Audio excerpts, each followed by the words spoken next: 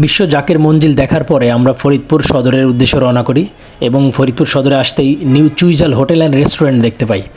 আসলে পেটের ভিতরে ক্ষুধার কারণে ইঁদুর দৌড়াদৌড়ি শুরু হয়ে গেছে। সবাই বললে যে ভাইয়া এখানেই খাওয়া দাওয়া করবো আমরা ইনশাল্লাহ। তো এখন ঢুকবো, যেহেতু চুইঝাল আকর্ষণও বেশি, তো আমরা অর্ডারও করলাম চুইঝাল এবং গরুর গোশ।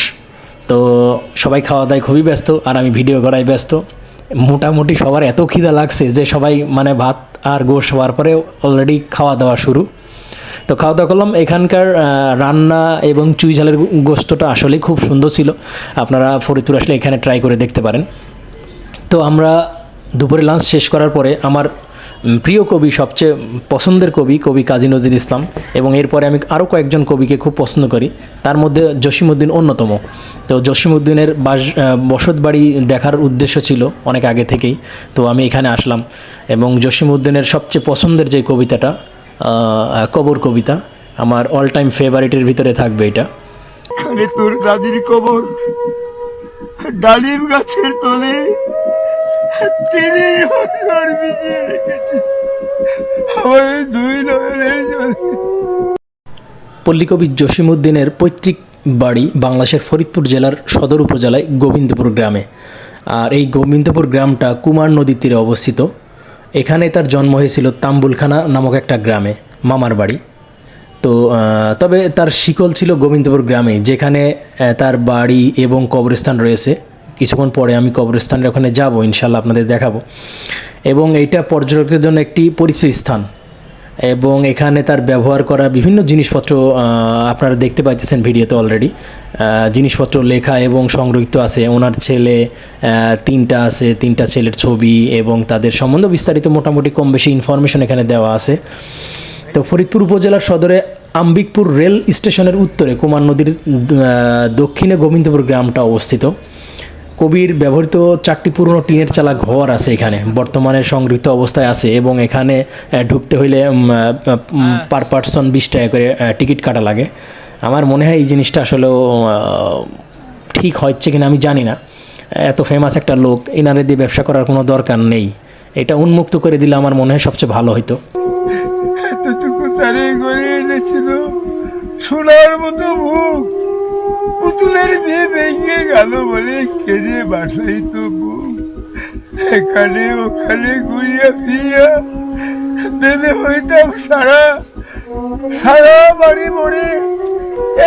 তো এখানে বেশ কিছু চিত্র প্রদর্শন করা হয়েছে। উনি যেখানে যেখানে গেছেন, বিদেশে সফর করছেন বা চিকিৎসাধীন ছিলেন, এবং ওনারা অনেকে অভিনন্দন বার্তা পাঠাইছেন, এই ধরনের লেখনী অনেক কিছু প্রদর্শন করা আছে।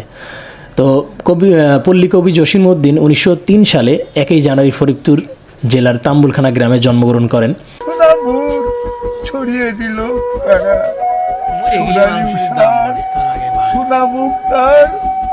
তো ওনার বেশ কিছু লেখনী আছে যেটা মাটি এবং বাংলার সাথে মিশে যায়, একাকার হয়ে যায়।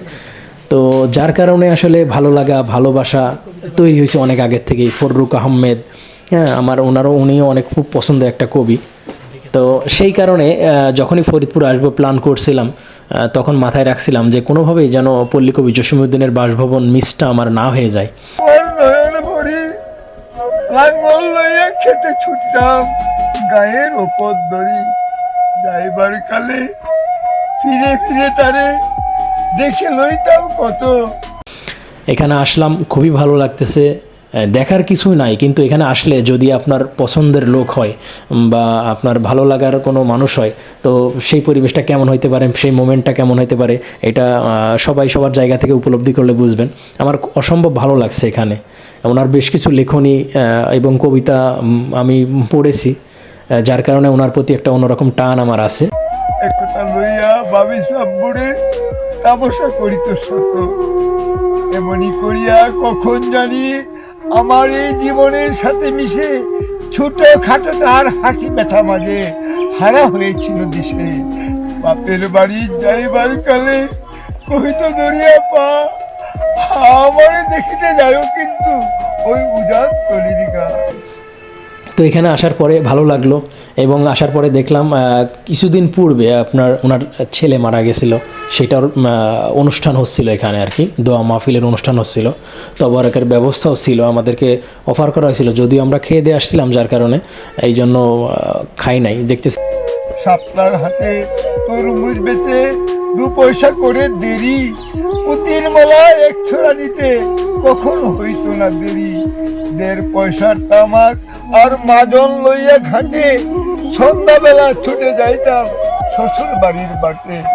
যে খাইতে গেলে হয়তো বা খাবারটা নষ্ট হবে, তো এই কারণে খাওয়া দাওয়া হয় নাই এবং বেশ পরিপাটি এবং গোছালো আছে। আপনারা চাইলে এখানে আসতে পারেন, একটা অন্যরকম এক্সপিরিয়েন্স গ্যাদার হবে ইনশাল্লাহ। আর পল্লী কবি জসিমউদ্দিনের ব্যাপারে তো আসলে বলার কিছুই থাকে না বা অপেক্ষা রাখে না, কম বেশি সারা বাংলার সবাই তাকে চেনে এবং উনি ফরিদপুর জেলার একটা অমূল্য রতন ছিলেন। শোনা দাদু, সেসব তামাক মাজন পেয়ে দাদি যে তোমার কত খুশি হতো দেখতে যদি পেয়ে। নথ নেড়ে নেড়ে কহিত হাসিয়া, এতদিন পরে এলি, আমি যে তাই পথ পানি চেয়ে কেটে মরি আখি জলে। আমার ছাড়িয়া এত ব্যথা যার কেমন করিয়া ভাই ওই কবর দেশেতে ঘুমিয়ে রয়েছে নিজুম নিরালায়। এখানে পল্লী কবি জসিমউদ্দিনের কবর এই যে দেখতে পাচ্ছেন আপনারা, এবং পাশাপাশি ওনার সন্তান পরিবার বর্গদের কবরস্থান এখানে রয়েছে। মোটামুটি এটা পারিবারিক একটা কবরস্থান। সবাই দোয়া করবেন আল্লাহ তাআলা যেন কবিকে জান্নাতে উঁচু মোকাম দান করেন। আল্লাহুম্মা আমিন।